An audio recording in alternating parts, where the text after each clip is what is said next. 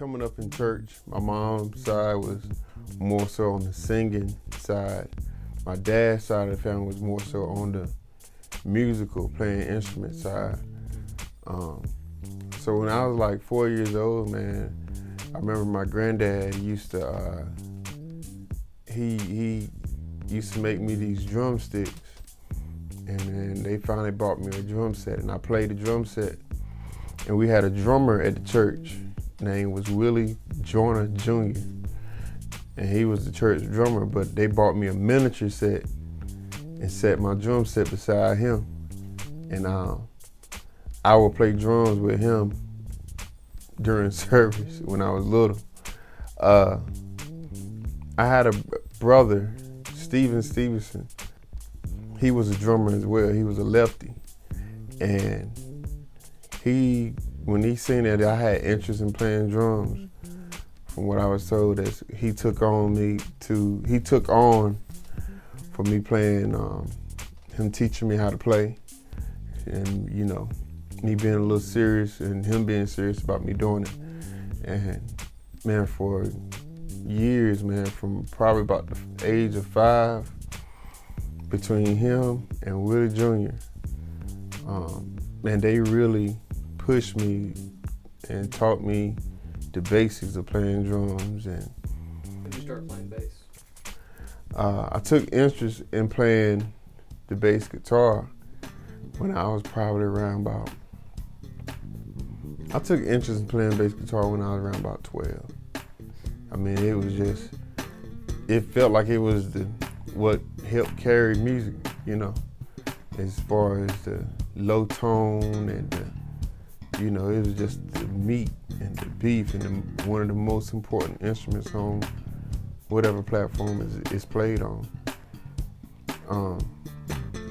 So I started, my first bass guitar wasn't a bass guitar. It was actually my dad's lead guitar.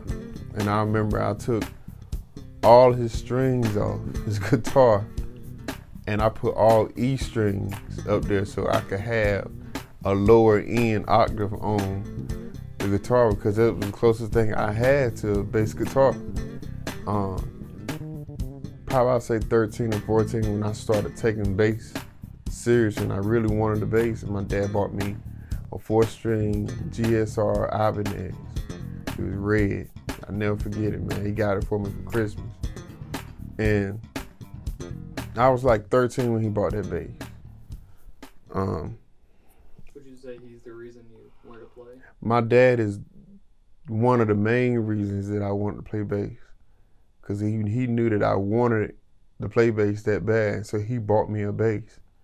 But I honestly could say that bass sat in the closet for like, it didn't sit in the closet, it sat in the case though for quite some time, because at the time, we needed a keyboard player at the church, and I had to focus on learning how to play keys at the church. So that was my main focus at the time. And then later on, man, when I was about 14, I started being interested in wanting to learn how to play bass. So I picked it up and I ended up teaching myself how to play bass. First band that I played with was Glory Baptist Vision Choir band. And the band was called The Jungle, but we was traveling and playing with Pastor Ricky Daughtridge and Glory Baptist Vision Choir. Doc McKenzie came after maybe 2 years when I played with George Dickens. I got a call. They was doing a studio session in Baltimore, Maryland, and I got a call, man, to go up and to actually do the session, to finish the session out up there. And the producer was a guy named Stu Gardner. He was the producer of the Cosby Show theme music. So meeting him was an experience, man, the way he looked at music. And right then is when my life and my mindset towards music changed. And I was my first time playing on a national studio record for somebody. Well, I would say the point of my career that kicked off was when I went with Dr. McKenzie in the Highlights, because at that time, that's when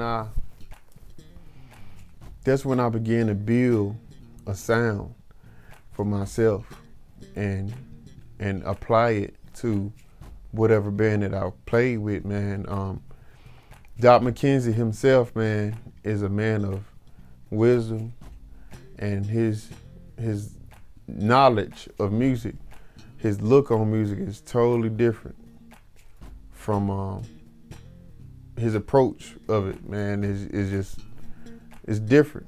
And he was one of the first guys that kind of put me to that spot that made me be like, okay, I need to focus on tone and what my bass sound like. And we was in Tarboro, North Carolina. He was playing for a group called Chosen Few.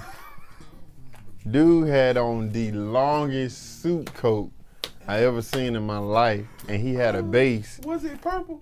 I think it was gray or silver. Silver? Oh, it was silver joints. He had a bass all the way up to his neck and was playing with his thumb.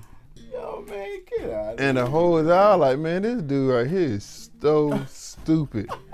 He was like playing with his bass, and he was so young.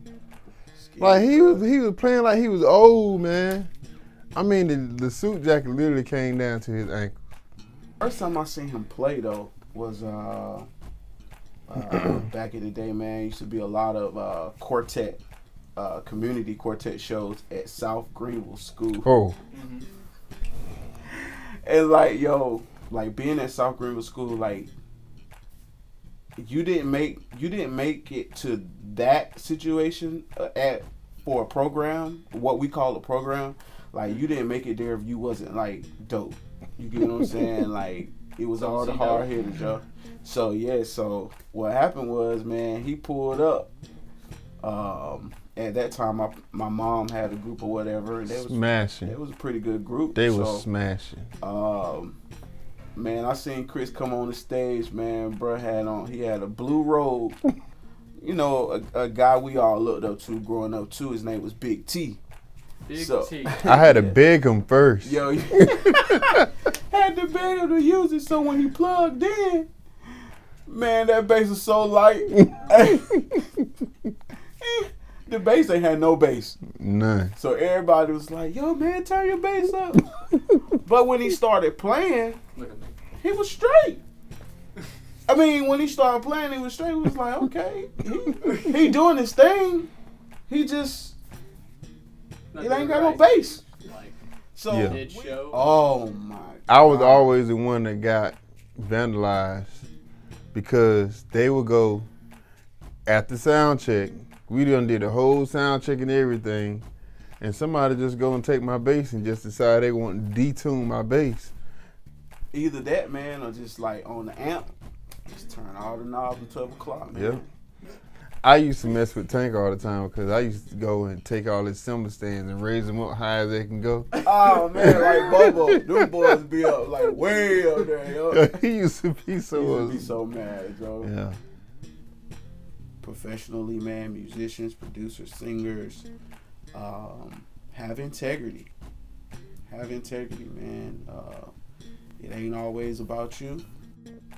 And the more you be selfless to something, the more God will be will grant blessings, man, over your life. You know, and He will make you ruler over many.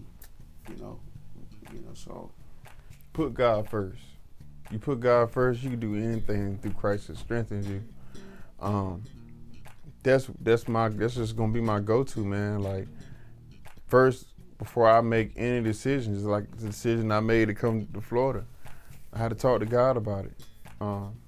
But I say, you know, as a musician, as a singer, anything musically, man, put God first. Make sure whoever you playing for, whatever you're playing, make sure you have knowledge on what's going on around you as far as music, tone. You know, make sure you learn your part. You do your part. Thank you, Alan Eden, for providing this opportunity and being such a blessing to me in my music career, for allowing me to be a part of your company. Christopher Stephenson signature bass, Goldilocks, is very, very special to me, and the opportunity is awesome. Thank you everybody for supporting me getting the Chris Stevenson's Goldilocks signature bass by Allen Eden Guitars. Allen Eden Guitars, you rock. You can go to AllenEdenGuitars.com and purchase the Christopher Stevenson Goldilocks signature bass.